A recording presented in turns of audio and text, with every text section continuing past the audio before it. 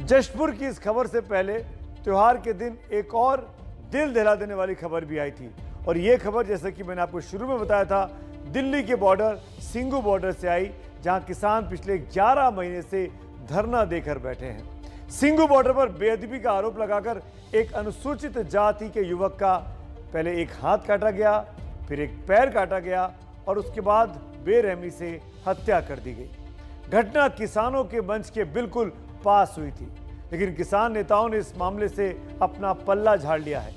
वहीं एक शख्स सरबजीत सिंह ने पुलिस के सामने देर शाम को आत्मसमर्पण कर दिया। सरबजीत ने इस हत्या की जिम्मेदारी ली है। सरबजीत निहंग सिख है।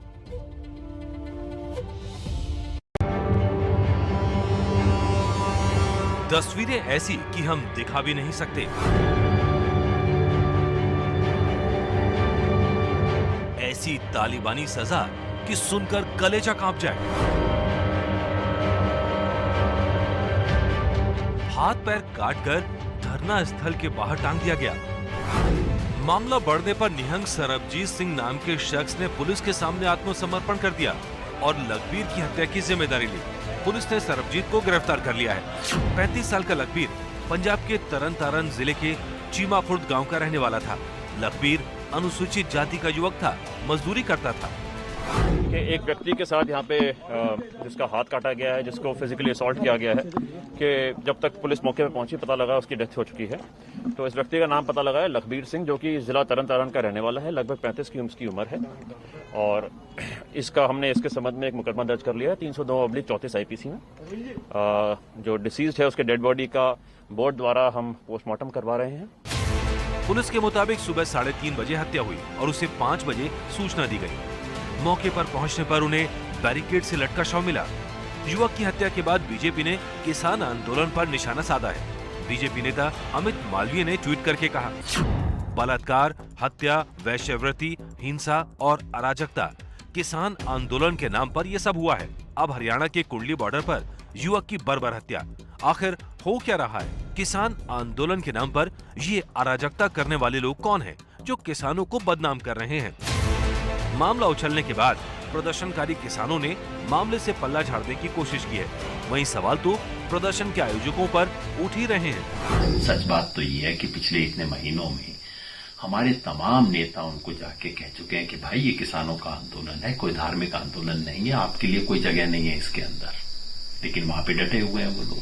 संयुक्त किसान मोर्चा ने स्पष्ट किया है कि हम चाहते हैं कानून व्यवस्था के हिसाब से जो कुछ भी कार्रवाई करनी है वो की जाए। किसान जत्थेबंदियों को भी इसके ऊपर अपनी प्रतिक्रिया भी देनी चाहिए और उनको भी अपने वहाँ के जो जहाँ पे उनके प्रोटेस्ट साइट्स हैं उनके ऊपर उनकी भी विजिलेंस होनी चाहिए। उनका भी जिम्मेवारी बन जाती है कि कोई ऐसी घटना, अप्रिय घटना ना घटे, क्योंकि जब भी आप कोई ऐसा प्रोटेस्ट करते हैं या कोई भी ऐसा घटना, तो उसके अंदर बहुत सारे लोग शरारत भी करने के रहते हैं। अभी इस घटना के बारे में कुछ भी कहना मुश्किल है, क्योंकि पुलिस की तरफ से कोई ऑफिशियल स्टेटमेंट नहीं आई, कौन थे, क्या कारण रहा।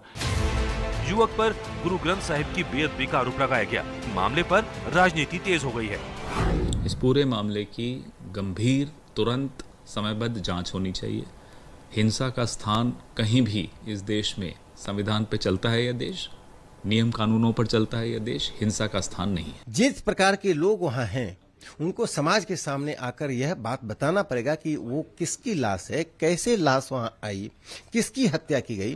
मंच उनका है, मंच के पास हुए हैं, 24 घंटे वे रहते हैं कि जवाब और कौन देगा। राकेश टिकैत अनैतिकता के प्रतीक बन गए हैं और राकेश टिकैत और उनके जैसे लोग इस सरकार का विरोध नहीं कर रहे हैं, समाज में स्थायित्व का, समाज में सद्भावना का, किसानों की प्रगति का विरोध कर रहे हैं। हालांकि इसे किसान आंदोलन को बदनाम करने की साजिश कहा जा रहा है। आरोप लग रहा है युवक को पैसे देकर बेअदबी के लिए भेजा गया। वहीं परिवार कह रहा है युवक को बरगला कर लाया गया था।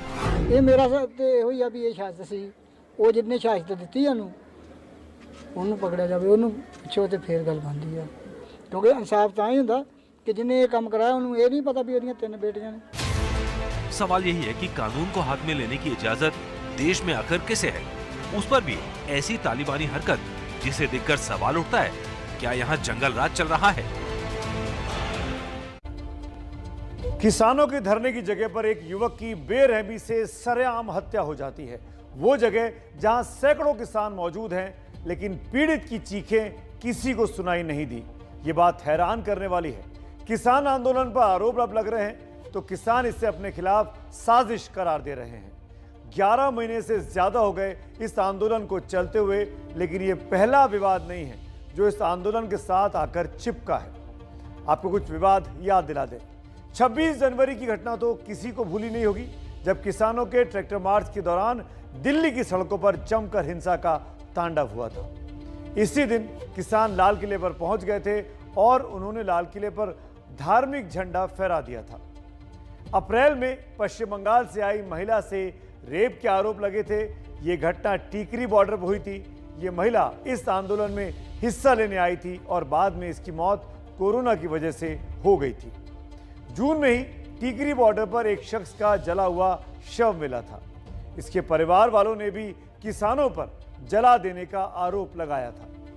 कोरोना काल में किसान आंदोलन जारी रखने पर भी काफी ज्यादा विवाद हुआ।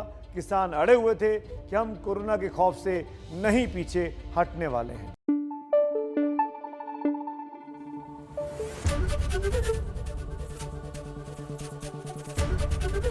एबीपी न्यूज आपको रखे आगे।